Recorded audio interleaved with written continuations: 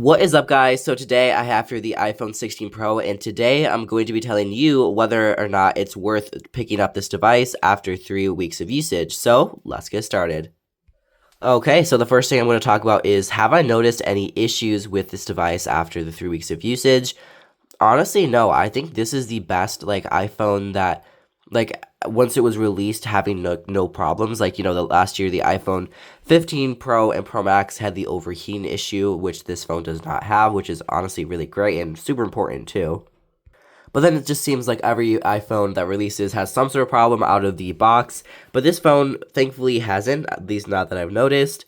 And yeah, cameras are performing great. Battery life is really good. The only reason why I got slightly meh is because I switched to the iOS 18.1 beta. But I will be doing a video on how that has been maybe today, maybe tomorrow, I don't know when it'll release. But yeah, so for battery life and just overall everything, it's been great, and there's been no issues right out of the box, which is super great. Okay, and now for the cameras. So obviously, as you know, the camera system pretty much already, but if you don't, it has a 48 megapixel main fusion lens and a 48 megapixel ultra wide and a 12 megapixel 5x telephoto tetraprism lens. So yeah, that's what we have for the camera system. It has been performing really great, honestly. We have new features like the ability to scale the speed of different videos shot in 4K 120. So yeah, definitely super great quality when it comes to videos on the iPhone 16 Pro. I'll put some photos on screen so you can see that. So yeah, let's run through some of those photos.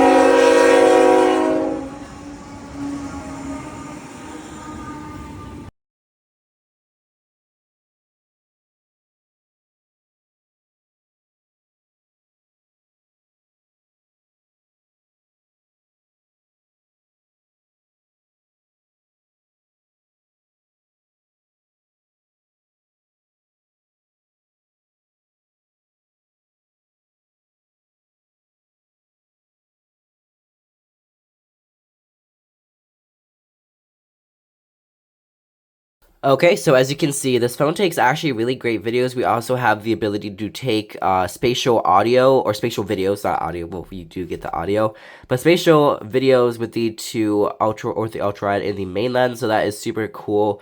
That will be for the Vision Pro. What's on my camera? Okay. Yeah, so it's definitely a super great camera system. So yeah, let me know your thoughts down in the comments about the iPhone 16 Pro's cameras. Also, we have the new camera control button. Honestly, this is kind of, I have mixed feelings about this. Oh, you can get a shot of the screen protector. But yeah, I have mixed feelings about this. Honestly, I can zoom into that, but I don't know. Let me know your thoughts on this too. I feel like it wasn't completely necessary. Nobody asked for this. I guess it's kind of nice to have, but I don't know. Let me know your thoughts. I feel like it's kind of in an awkward position too. But yeah, let me know what you think down in the comments. But that's pretty much everything when it comes to cameras. It's been a great experience, and the capture control or the camera control, whatever, does take a little bit of getting used to. But once you get a hang of it, it's pretty easy to use. Okay, and when it comes to the design of the iPhone 16 Pro, I mean, to be honest, it's kind of similar to the iPhone 15 Pro. We do have some improvements, which obviously most phone manufacturers make subtle improvements. They're not gonna drastically change the look of the phone every single year, which I think is what a lot of people are stuck on. But if you do compare it to the iPhone 15 Pro, it does look different. The colors are pretty much similar, but if you look at it, there are differences between the two. But yeah, honestly, pretty much the same design. We still have the action button, which there's no reason for Apple to remove it. Volume buttons are still here. Obviously, power button, new camera control is still here. We still have that grade 5 titanium design. We have a new type of ceramic shield for the glass, so that's pretty nice to see. I'm assuming it's the same sapphire crystal, whatever camera glass. And then at the front, still dynamic island, that same stronger glass ceramic shield, and we have a slightly taller design this year at 6.3 inches opposed to the 6.4 or 6.1. Oh my goodness, 6.1 inches on the iPhone 15 Pro. So yeah, honestly, that's pretty much it when it comes to design. I'll put the colors on screen so you can see that. We have this color, we have the black, white titanium, and desert titanium, which is like the desert is like the color for this year. But yeah, let me know your thoughts on the colorway this year. I do wish they added a little bit more color, like on the Galaxy Z Flip 6 or even the S24 series. Like I feel like they have it, but at least like a blue like we have on the S or the Z Flip 6. But let me know your thoughts down in the comments and which ones you wanted to see like from Apple, like which colors. But yeah, when it comes to colors and design, it's honestly pretty good, enough to call it a decent upgrade, but nothing to run to from the iPhone 15 Pro. I will say, sorry, my voice is kind of raspy. I have like really bad allergies this time of year, but yeah, so sorry about that. Now, also some new improvements that Apple did not talk about for some reason, besides just like faster charging, is the approximate like wattage. So, it charges with MagSafe at 20 watts, or it could be 25 watts. I'll put it on screen. It's 20 or 25 watts, and then the wire charging is now 40 watts of super fast charging. So that is definitely super nice to see. I don't know why Apple didn't like talk about it or say the wattage or try to like flex it like they literally do of every single thing, like, oh, this is the newest iPhone, this is the greatest iPhone. But yeah, it is definitely faster charging, which is great to see on an iPhone. It's definitely been long awaited, but let me know like what feature you kind of wish they added down in the comments. And of course, we cannot talk about the new iPhone 16s without talking about Apple Intelligence, which isn't even here. I have it because, like I mentioned earlier, I have the developer beta installed on my device.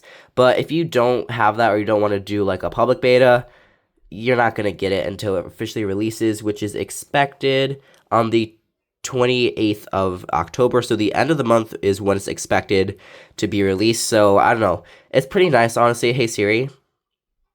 Hey Siri. How are you?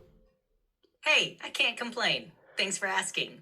Awesome. So what's the weather in Sacramento, California? It's currently clear and 58 degrees in Sacramento, California. What about in 2 days?